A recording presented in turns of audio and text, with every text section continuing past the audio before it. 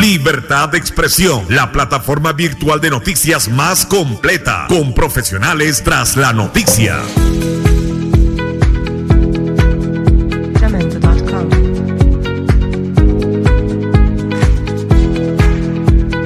No quiero defraudar esos votos que confiaron en mi persona para ser congresista. Lamentablemente el tema de la cifra repartidora nos jugó una mala pasada. Esta vez vamos ya trabajando institucionalmente con el Partido Victoria Nacional. Estamos justamente ya en precandidaturas dentro de un proceso electoral a portas y con un trabajo mucho más personalizado, porque esta limitación que existe por el aislamiento social me ha permitido establecer otro tipo de trabajo de manera más personal, con líderes, con dirigentes, y eso obviamente me ha permitido ir fortaleciendo, ir mejorando las propuestas de llegar al Congreso para abordar esa problemática, ¿no? Esa problemática que pasa desde gran cantidad de proyectos que están en abandono, que se han quedado muchas veces a media ejecución, como vienen a ser en el tema de saneamiento básico, que debemos de impulsar a través de una ley que permita, pues, no priorizar nuevamente el tema de saneamiento básico, es decir, de agua y desagüe, porque esto forma parte del bicentenario. Estamos llegando al bicentenario, pero lamentablemente no se está cumpliendo. Y retomar aspectos que son importantísimos, como es el tema de plantear una lucha contra la corrupción post-COVID, en el sentido de que exista un sinceramiento y se identifique y se sancione a todas aquellas personas que han ejercido algún cargo público y se han aprovechado para apropiarse de manera indirecta o directa de fondos que estaban destinados para las mayorías, para la población que sufría esta pandemia y que muchas veces no se han visto auxiliados con esos fondos que estaban destinados, pues, a darle asistencia, o por ejemplo en el campo de inversión, de que se hayan priorizado a grandes empresas y que se haya dejado de lado a las empresas familiares, a las micro y pequeñas empresas, que prácticamente son la mayoría en el país y en nuestras regiones y provincias, y que no han podido tener ese beneficio.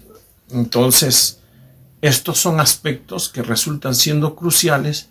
¿Cómo va a tener que ser crucial el ir solucionando ya ese déficit de infraestructura que tenemos en materia educativa? Porque no nos olvidemos que se ha incrementado el porcentaje de alumnos que estudian en colegios públicos, porque antes ellos han estado en colegios privados, pero por la difícil situación económica que se atraviesa, pues han pasado a formar parte de la educación pública, y tenemos previsto a partir del mes de marzo que ya deben de empezar, ¿no? Entonces tenemos que ir cubriendo esos déficits de infraestructura educativa, y esto lo he venido solicitando ya como dirigente, como parte de los colegios profesionales.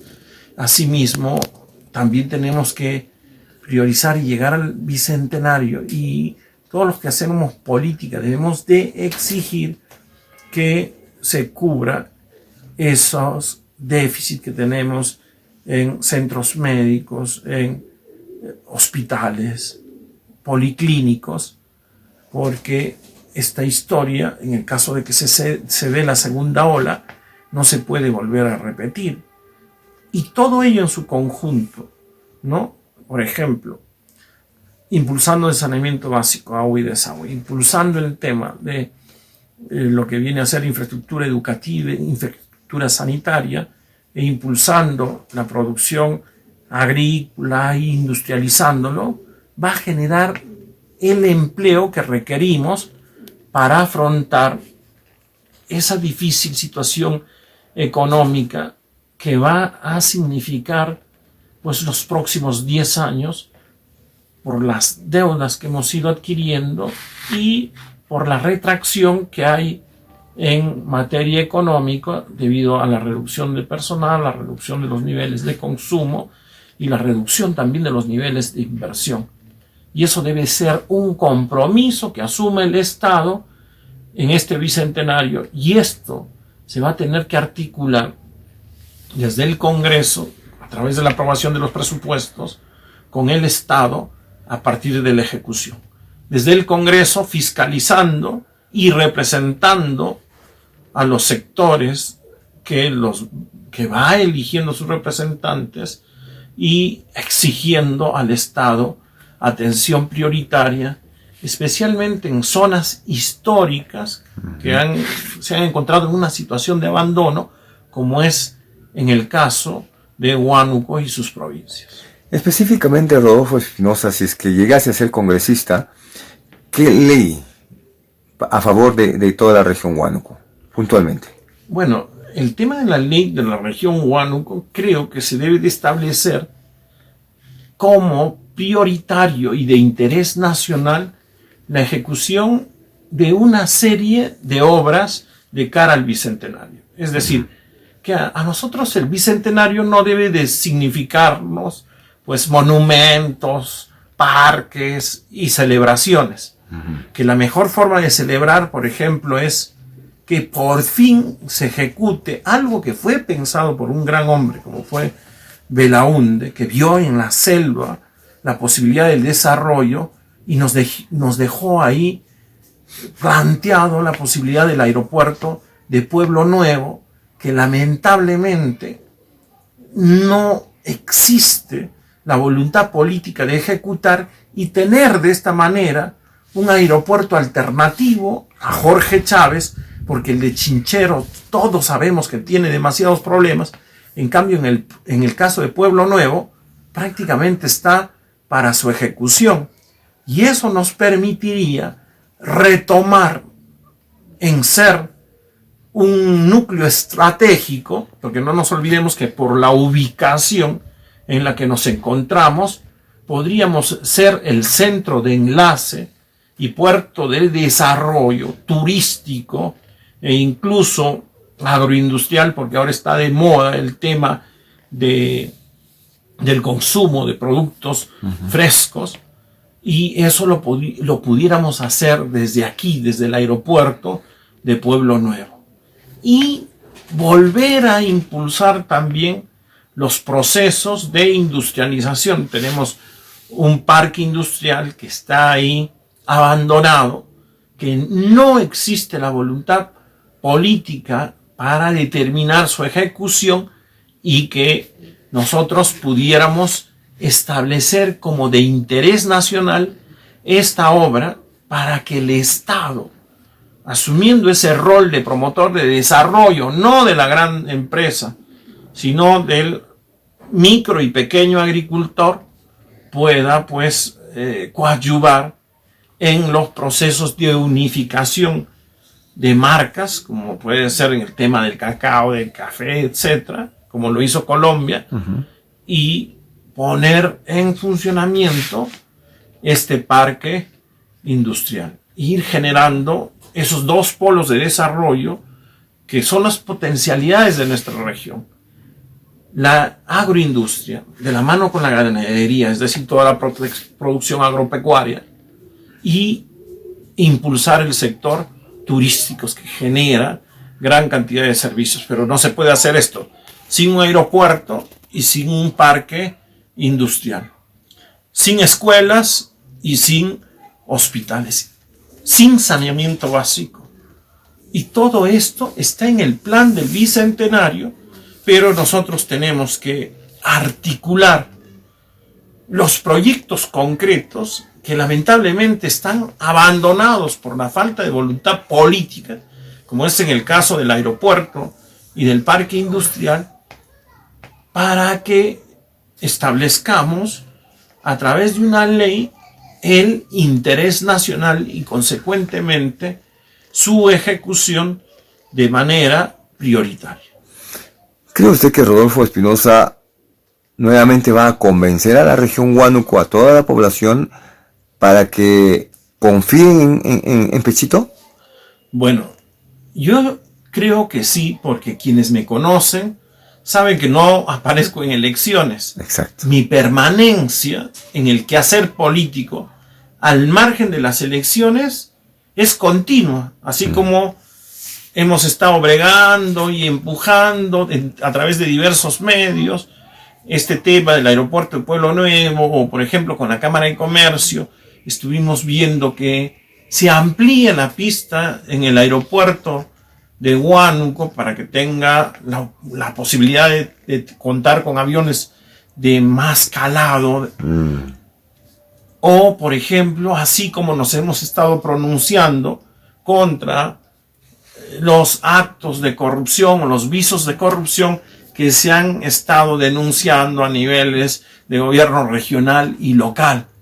O, por ejemplo, en los tiempos de pandemia, hemos dado toda una serie de propuestas de manera alternativa para el manejo de presupuestos. Es decir, no se trata, como usualmente sucede, que a vísperas de elecciones aparezca dentro de un grupo de gente que durante 4 o 5 años no se le escucha, no tienen presencia, no debaten, no plantean, no fiscalizan, no cuestionan, no tienen participación ciudadana, y a vísperas de elecciones resulta que tienen la solución para todos los problemas, y una vez que pierden o asumen un cargo se callan y desaparecen hasta los próximos 4 años. No, quienes me conocen saben que mi participación política, porque cuando uno reclama por los derechos,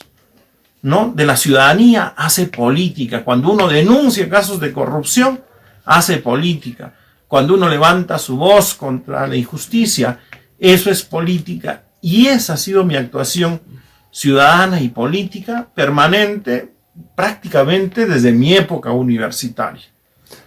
Doctor, ahora en estas elecciones, usted está prácticamente participando con el candidato a la presidencia, el señor George Forsyth, ¿no?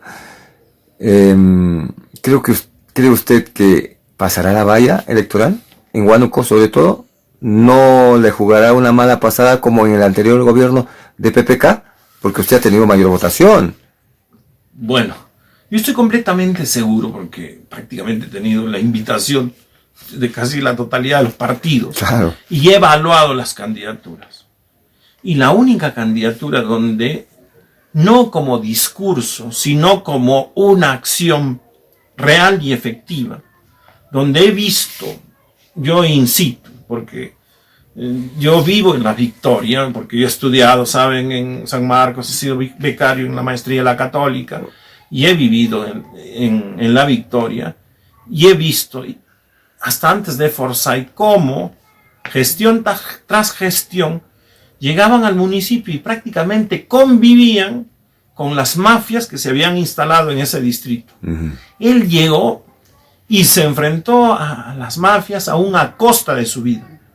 Entonces no es aquella persona que dice, voy a luchar contra la corrupción y no mueve un dedo, o se calla y tiene un silencio cómplice. Él ha tenido una actitud confrontacional.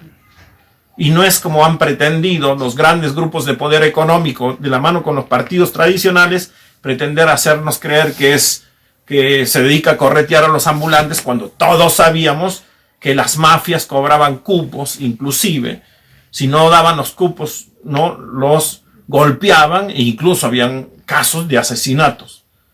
Y él ha logrado terminar con esto. Y el segundo aspecto es que no bajó el tema del principio de autoridad, y eso se tiene que valorar en el Perú, donde muchas veces tenemos gobernantes timoratos, ¿no? Que hay una persona que empieza a poner las cosas en su lugar y en su orden. Y un tercer aspecto es que salga de una gestión y que nadie le diga que se haya apropiado de un centavo, de un clavo.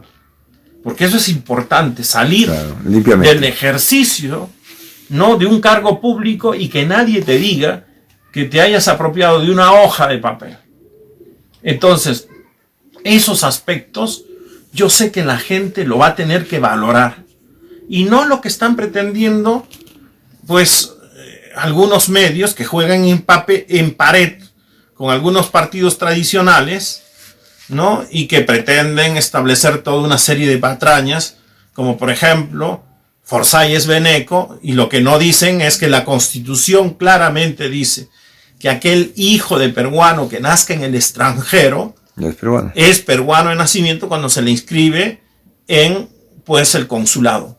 Más aún en el caso del padre de Forsyth, que era representante del Perú y fue a Venezuela no porque decidió irse a vivir a Venezuela, sino él representando y cumpliendo funciones del gobierno peruano, porque no nos olvidemos que los embajadores son los representantes del Perú en el exterior, pues por misión y por orden diplomático, pues fue enviado a Venezuela, y en esas circunstancias él nació ahí.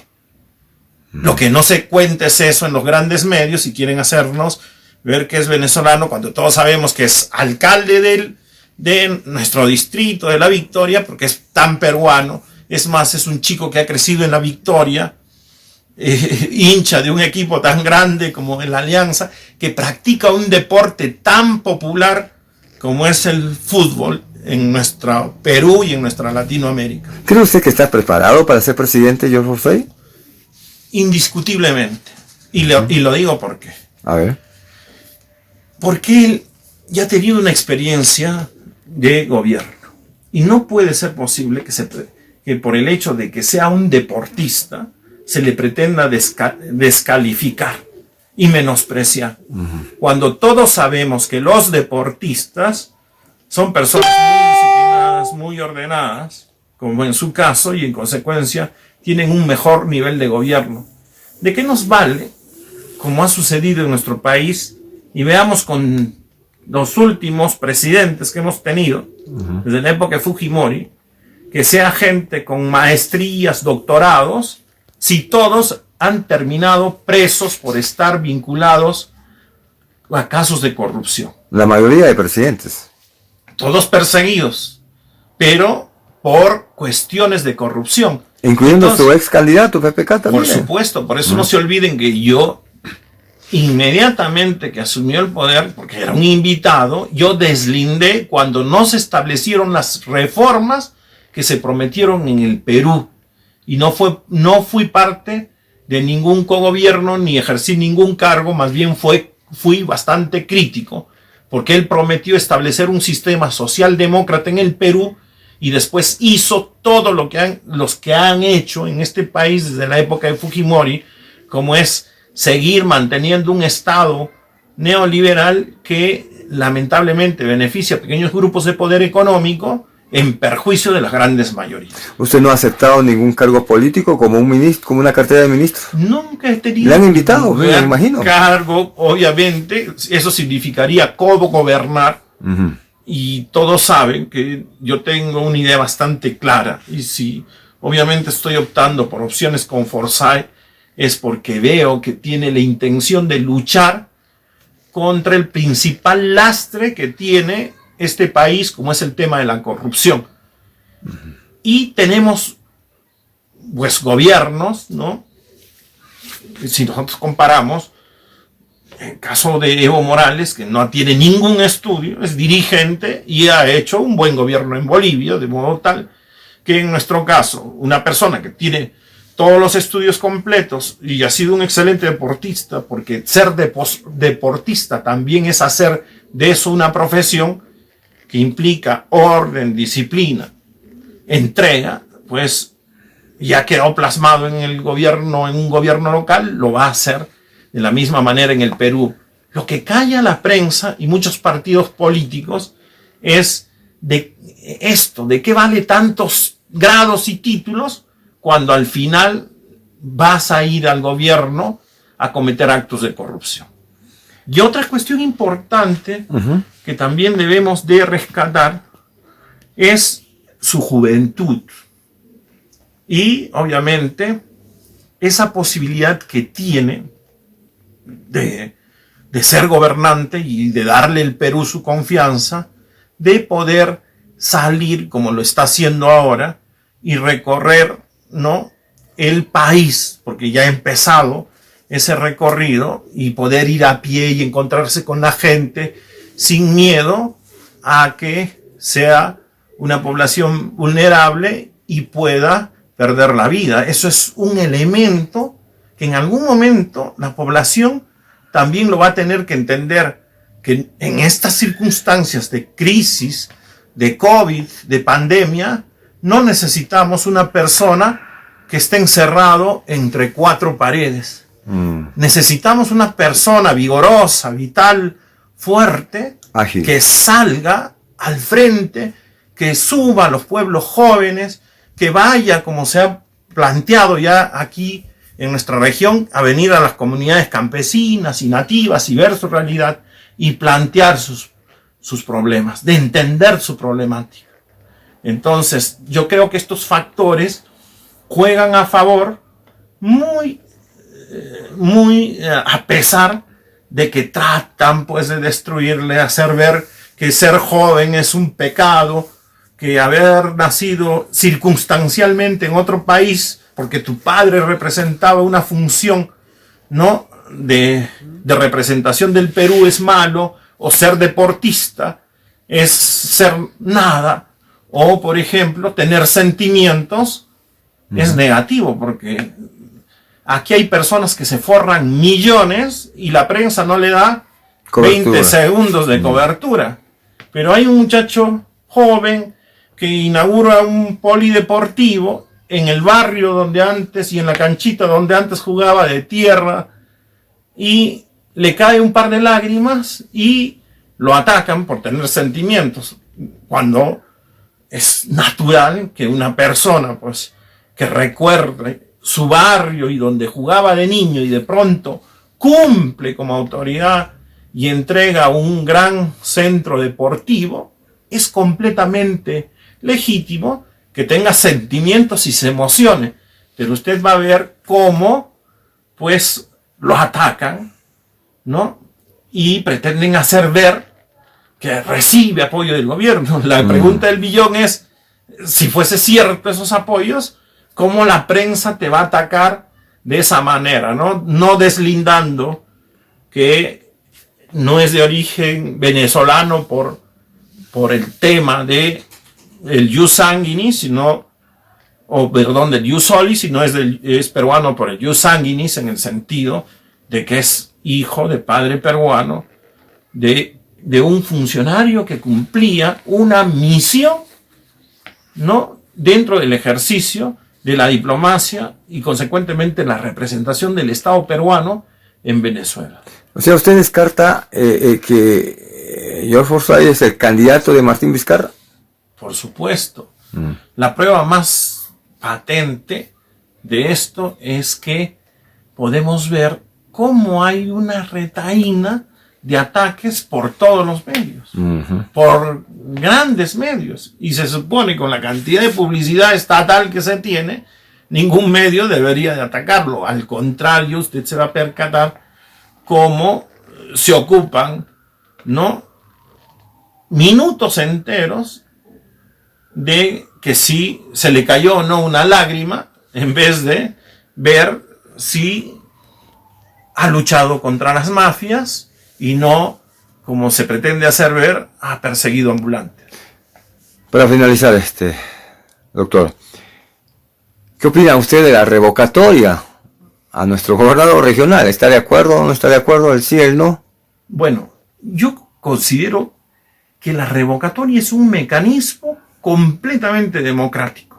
Tan democrático que no solamente tiene reconocimiento constitucional, claro, sino tiene su propia ley, justamente, que tiene que ver con la participación y el control ciudadano.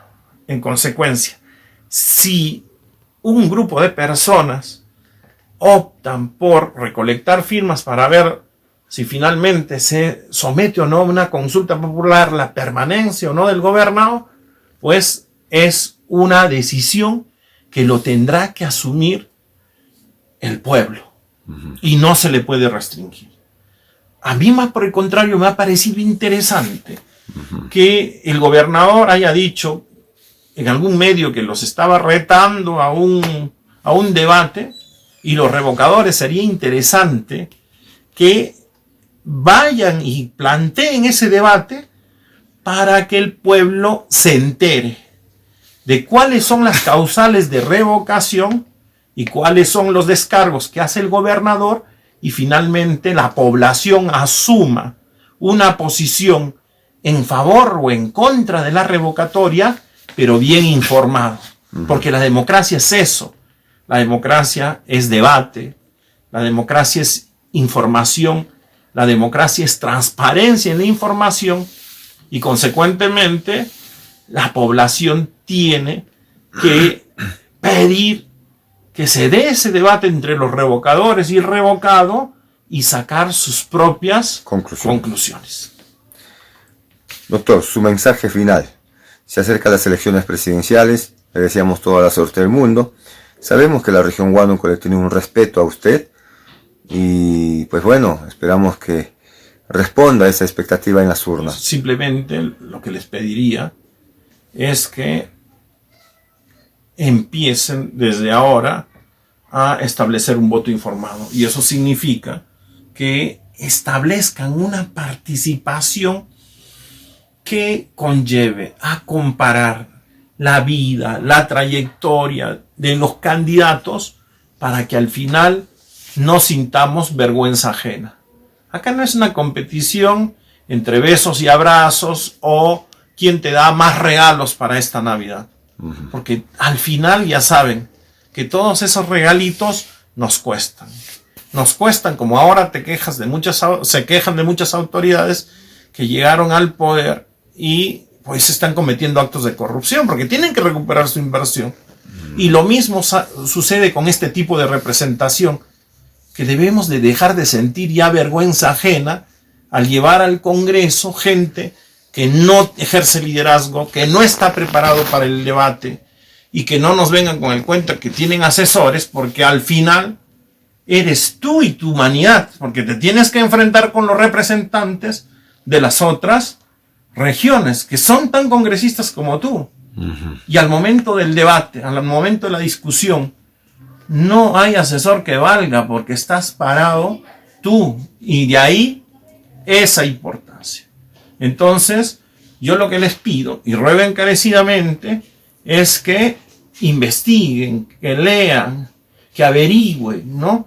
Quiénes son, cuál es su trayectoria, quiénes los financian, si tienen o no antecedentes, porque a veces, ¿no?, nos dejamos sorprender y después, cuando enmudecen, cuando no levantan la voz de nuestra región y no exigen, pues no logramos entender que no bastan las simpatías o las antipatías o los regalos o las vendimias, sino lo que tiene que ver es una preparación adecuada, los principios, los credenciales democráticos, y lo más importante, que sea la integridad, pero una integridad que esté en función de la defensa de los intereses de todos, de toda nuestra región. Y si consideran pues que este servidor representa esos valores democráticos, pues no duden en apoyar mi candidatura, que tengan la seguridad que no los voy a defraudar. Como no he defraudado cuando he sido o soy catedrático, o cuando he sido decano de los abogados, de los notarios o de los colegios profesionales, o como abogado o notario. Siempre hay que hacer las cosas con valores, con principios, con integridad. Quiere decir que Pechito no va a defraudar a Huánuco. Tengan la plena seguridad que no. Y aunque les digan, ¿no?, que en la política todo es cochino, todo es corrupto, que no hay salida, eso es falso. Eso es lo que quieren, que piensan no las personas incompetentes, incapaces y corruptas que quieren hacerse del poder a través de sus troles, a través de los regalos, a través de la manipulación de los medios. Pero estamos llegando a un bicentenario y la gente ya tiene hoy un mayor nivel de cultura política, hoy cruza los votos, hoy lee más, analiza más. Hoy, con mucho gusto, ves que tus hijos de secundaria empiezan a hablar de política. Así es. Entonces, eso significa un despertar, porque no podemos llegar a 200 años de la vida republicana para hacer más de lo mismo. Pienso que este bicentenario, este 28 de julio, debe ser un renacer del Perú. Libertad de Expresión, la plataforma virtual de noticias más completa, con profesionales tras la noticia.